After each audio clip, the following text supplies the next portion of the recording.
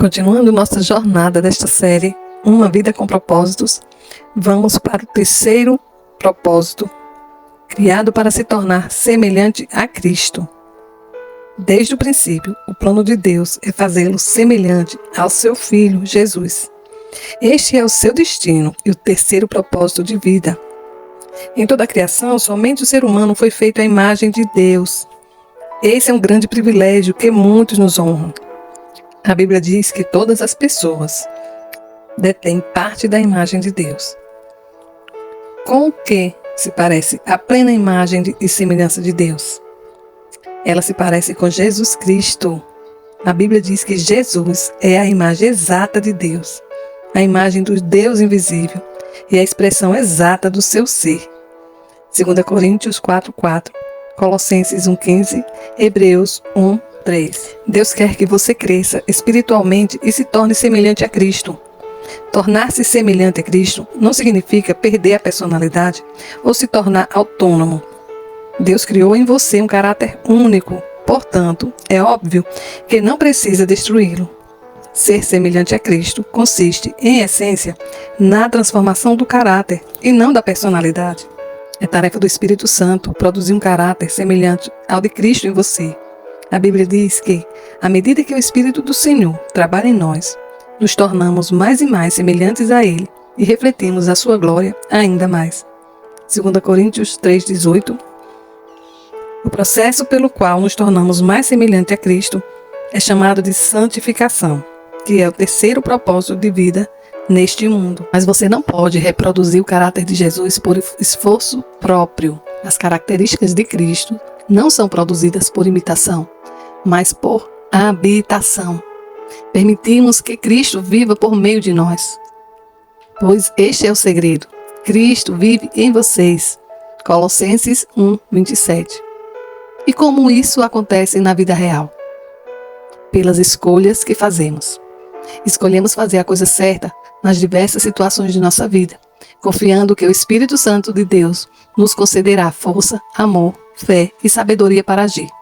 Uma vez que o Espírito de Deus vive em nós, essas coisas estarão sempre à disposição quando necessárias. Por toda a Bíblia, vemos uma importante verdade ilustrada repetidamente. O Espírito Santo libera poder no momento em que você dá um passo de fé.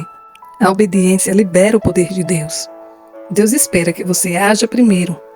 Não espere sentir-se poderoso ou confiante.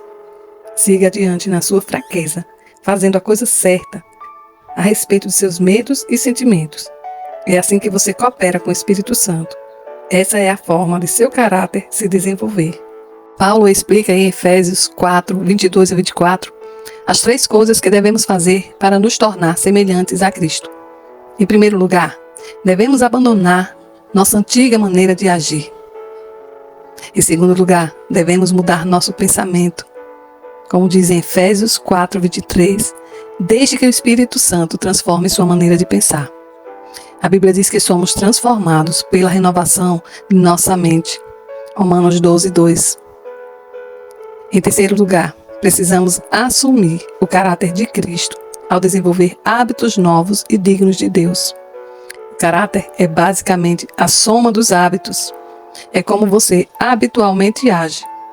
A Bíblia diz que devemos nos revestir do novo homem, criado para ser semelhante a Deus, em justiça e em santidade, provenientes da verdade. Efésios 4:24. Tornar-se semelhante a Cristo é um lento e longo processo de crescimento. A maturidade espiritual não é instantânea e nem automática. É um desenvolvimento que se prolonga por toda a vida. A respeito desse processo, Paulo afirma em Efésios 4:13: isso irá continuar até que sejamos maduros como Cristo e seremos totalmente semelhantes a Ele. É necessário um compromisso intencional. Você deve querer crescer, decidir crescer, esforçar-se para crescer e persistir em crescer. É nesse estágio de comprometimento que a maioria das pessoas perde o propósito de Deus para a sua vida. Muitos têm medo de se comprometer com qualquer coisa e simplesmente ficam vagando por aí. Tornar-se semelhante a Cristo é o resultado de escolhas em conformidade com Ele, na dependência do Espírito Santo para consumá-las. Uma vez que tenha decidido seriamente se tornar semelhante a Cristo, você deve começar a agir de maneira diferente. Precisará se livrar de alguns procedimentos antigos, desenvolver novos hábitos e intencionalmente mudar o modo de pensar. Mas esteja certo de que o Espírito Santo o ajudará nessas mudanças. Questão para meditar. Em que área preciso parar de pensar do meu jeito e começar a pensar do jeito de Deus? Nunca é tarde demais para começar a crescer.